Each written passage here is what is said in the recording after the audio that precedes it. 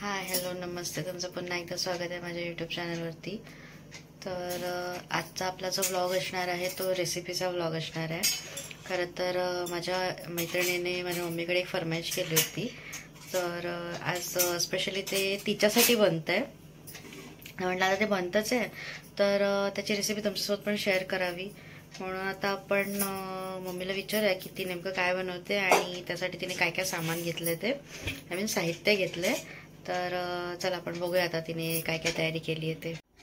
तर इकडे माझी मम्मी सगळ्या गोष्टींची तयारी करते आणि इथे तिने साहित्य घेतलं आहे. तर सगळ्यात पहिला आपण तिला विचारू की तिने काय बनवते. मम्मी काय बनवतेस? मी रव्याचे अप्पे बनवते. ओके. तिला खूप आवडतात माझ्या मैत्रिणीला रव्याचे अप्पे. रवा आहे त्यासाठी तिने रवा घेतलाय, राई घेतली आहे, मिरची आणि कढीपत्ता. एवढं साधं सोपं साहित्य, झटपट होण्यासारखं. ते भाजल्यानंतर मग आपण त्याच्यामध्ये ऍड करणार आहोत. म्हणजे अजून गोष्टी ऍड होतात, पण सध्या तरी ह्या चार एक गोष्टीच इम्पॉर्टंट आहेत. मी तेलामध्येच भाजते, तुपामध्ये नाही भाजत आहे. प्रत्येकाचा आपला आपला प्रेफरन्स आहे. ज्याला तुपात भाजायचं तो तुपात भाजू शकतो, नाही पण अप्प्यांसाठी त्याला तेलात करायचं, पण तेलात केलं तर जास्त बेटर आहे.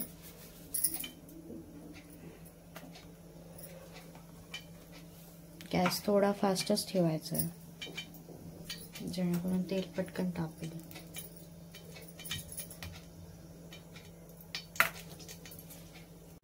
तर इकडे आता आपण सगळ्यात आधी राई टाकून घेणार आहोत.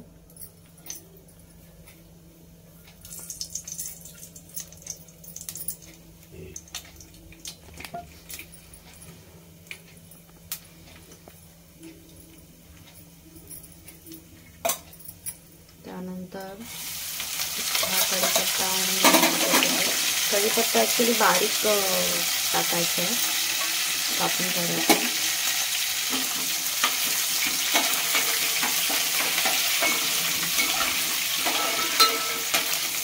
आता ही फोडणी छान तडतडल्यावरती त्यामध्ये आपण रवा टाकणार आहोत. हा रवा बारीक आहे की जाड आहे? तुम्ही तुम्हाला जसा पाहिजे तसा घेऊ शकता. रवा पण तुमच्या प्रेफरन्सनुसार आहे. आपल्याला भाजून झाल्यानंतर तो भिजवायचा असतो. ओके. सो ते तुमच्यावरती, तुम्हाला जाड हवा आहे रवा की बारीक हवा आहे ते तुमचा प्रेफरन्स असणार आहे. मी थोडा बारीकच घेते.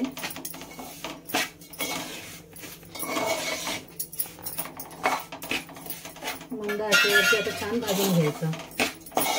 हो, कारण गॅस फास्ट ठेवला तर खाली लागण्याचे चान्सेस जास्त असतात. यामध्ये मीठ वगैरे असं काही ऍड नाही होणार. मीठ मीठ वगैरे घालायचं ना जेव्हा आपण भिजवणार ना. हा भिजत ठेवायचा असतो 4 तास. भाजून झाल्याच्या नंतर त्याच्यामध्ये टोमॅटो टाकायचं आणि मीठ घालून भिजत ठेवायचं. ओके. 4 तास भिजवायचं चांगला. आणि भिजल्यानंतर मग अप्पे करताना आपण थोडासा त्याच्यामध्ये दही टाकायचं आणि मग अप्पे करायचे.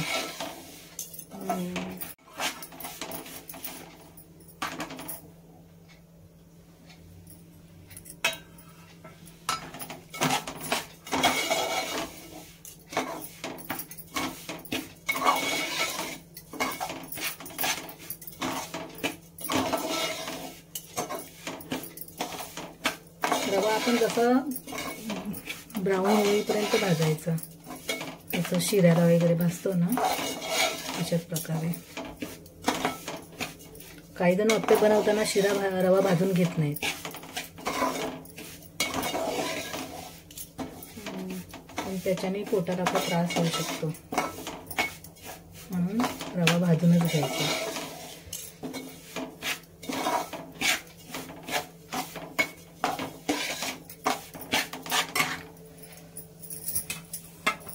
तुम्हाला दिसत असेल रव्याचा कलर हलका हलका चेंज होताना.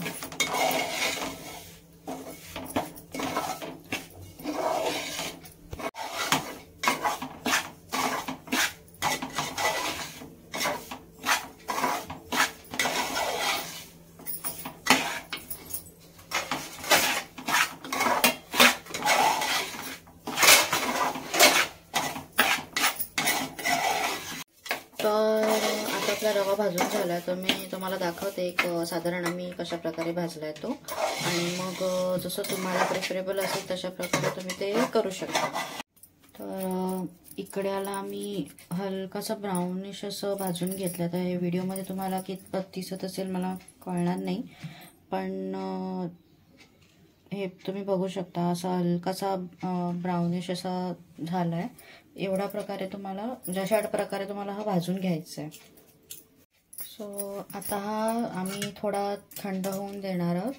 मग थंड झाल्यावरती त्याला आपल्याला भिजवायचं आहे. सो आता आपण त्याला थोडं थंड होऊ देऊया आणि मग आपण थंड झाल्यावरती बघूया की आता पुढची प्रोसेस आणखीन काय असणार आहे ती.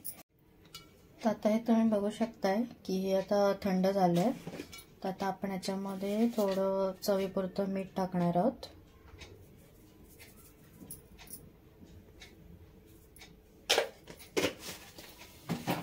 आणि आपण त्यामध्ये टोमॅटो कापून टाकणार आहोत.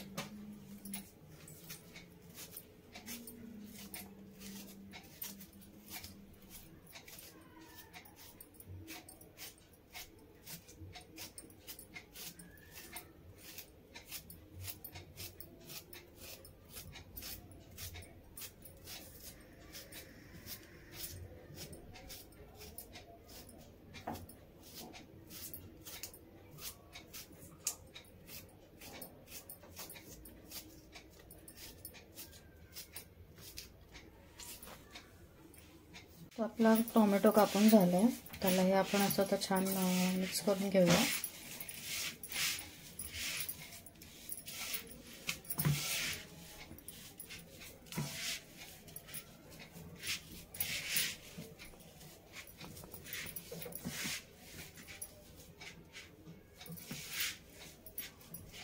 तर आता हे आपलं मिक्स झालंय.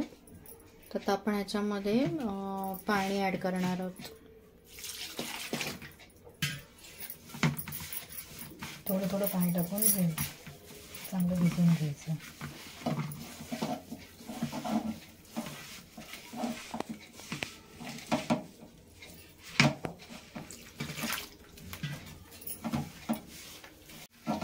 सो हे थोडं थोडं पाणी टाकून एकजीव करायचं, कारण मग एकदम पाणी टाकलं तर मग ते पातळ पण होईल, सेट नाही होणार व्यवस्थित. मग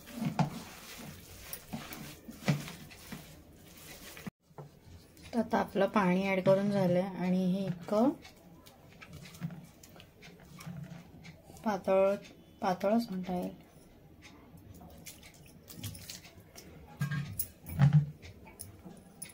ते पाणी शोषून घेणार आतमध्ये, त्याच्यामुळे ते मग घट्ट होईल. आता एवढं पाणी दिसतंय कारण तो रवा आहे तो रवा पाणी खेचून घेईल. त्याच्यामुळे आपण 4 तासांनी आपल्याला जसं पाहिजे तेवढं पाणी टाकून मग ते करून घ्यायचं. हे 4 तास टोटल ठेवायचं आहे सेट व्हायला, आणि मग त्याच्यानंतर आपण बनवायला घेऊ. आता आपण बघूया की 4 तास भिजवल्यानंतर हे परत कसं दिसतंय ते. तर जसं की म्हटलं होतं की पाणी थोडं शोषून घेतो रवा, तसंच पाणी त्याने शोषून घेतलंय.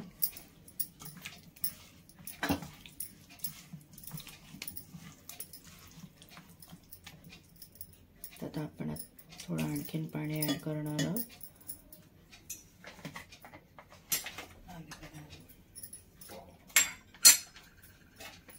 आणि थोडं आपण त्यात दही टाकणार आहोत. 2 चमचे दही.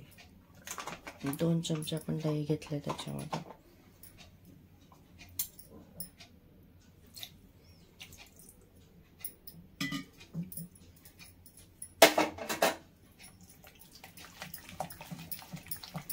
असं चांगलं मिक्स करून घ्यायचे.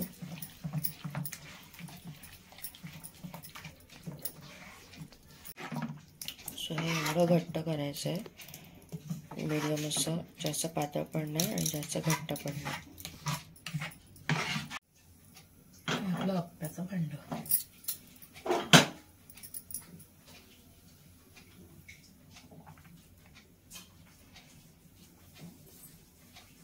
हे आमचं अप्प्याचं भांड आहे. ते थोडं आता गरम होऊन द्यायचं आहे आणि बनवायला घ्यायचं पटकन. आता आपण थोडं तेल टाकून घेणार.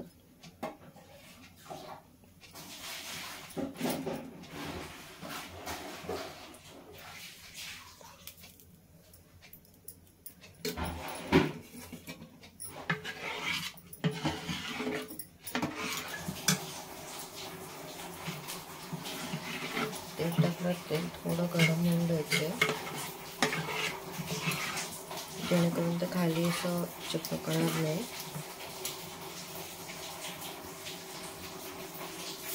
आणि एक करत सोडत जायचं.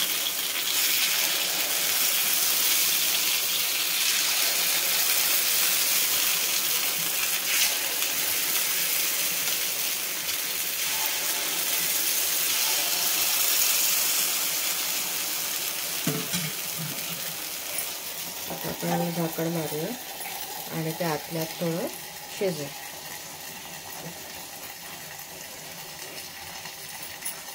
आता आपण चटणीची प्रोसेस बघूया. तर इकडे आम्ही खोबरं घेतलंय वाटतं. हे थोडं बारीक घेऊन घ्यायचं आहे. त्यानंतर त्यात थोडी कोथिंबीर, मिरची आणि लसणीच्या एक 5-6 पाकळ्या घ्यायच्या, बस एवढंच. आणि मिक्सरला लावून घ्यायचं. आपण आता मसाला लावून घेऊया. मसाला म्हणते चटणी लावून घेऊया पटकन. चेक करूया की कसे बनले. असं तुम्ही बघू शकता की हे असे थोडेफार शिजले.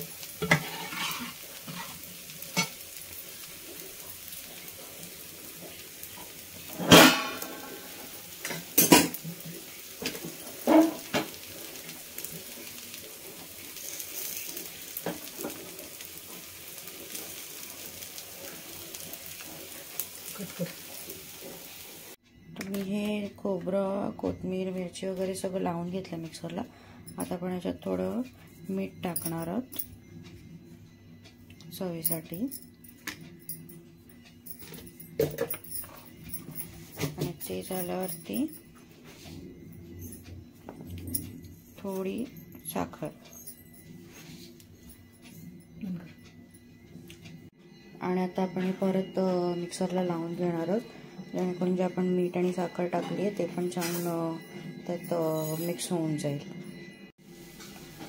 आता तुम्ही बघू शकता हे छान मिक्स झालेलं आहे. आता आपण याला एक मस्त फोडणी देऊया. तर आपलं आता हे कालवण शिजलं आहे. त्यात आपल्याला आणखीन एका बाजूने शिजवून घ्यायचं. आपण पलटवून घेऊया. हे असे पलटवून घ्यायचे. कधी असे खाली थोडे होतात. पहिल्यांदा जे आपण पहिलं टाकतो तर ते थोडंसं लागतं कारण गरम व्हायला भांड्याला टाईम लागतो ना. पण ठीक आहे, होतं असं. आता आपण हे पलटून घेऊया.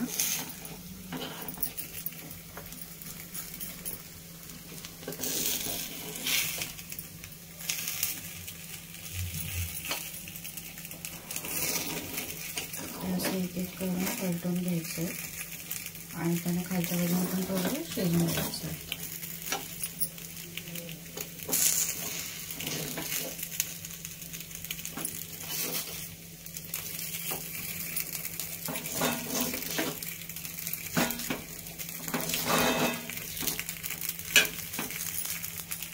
एक 2 मिनिटं थोडं खालून शिजून द्यायचं आणि मग हे काढायचं.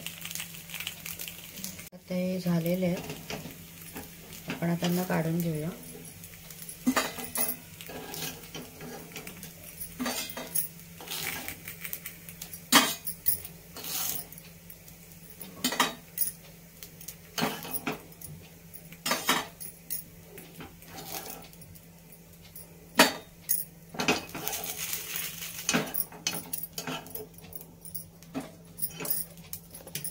कट केल्याची अशी त्याच्यात मग चटणीमध्ये टाकायची. छान असं मिक्स करून घ्यायचं.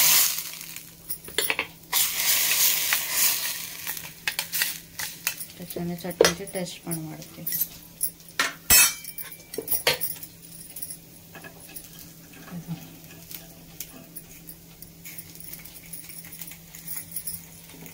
आता आपले हे दुसरे पण तयार झालेत.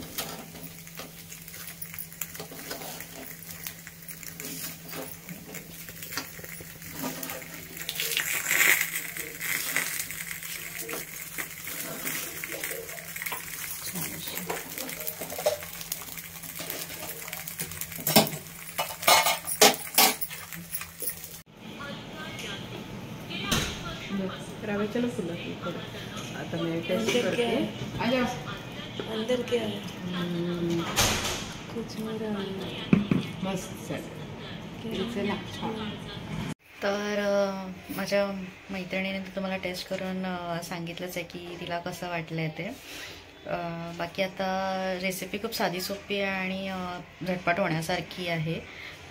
तर तुम्हाला आजची रेसिपी जर आवडली असेल तर व्हिडिओला लाईक करा, शेअर करा, तर चॅनलला नवीन असाल तर सबस्क्राईब करा आणि आम्हाला कमेंट करून नक्की कळवा की तुम्हाला रेसिपी कशी वाटली आणि कोणी कोणी बनवली आणि ट्राय केली ते सुद्धा आम्हाला नक्की कळवा. लवकरच भेटू नवीन व्हिडिओसोबत. तोपर्यंत टाटा.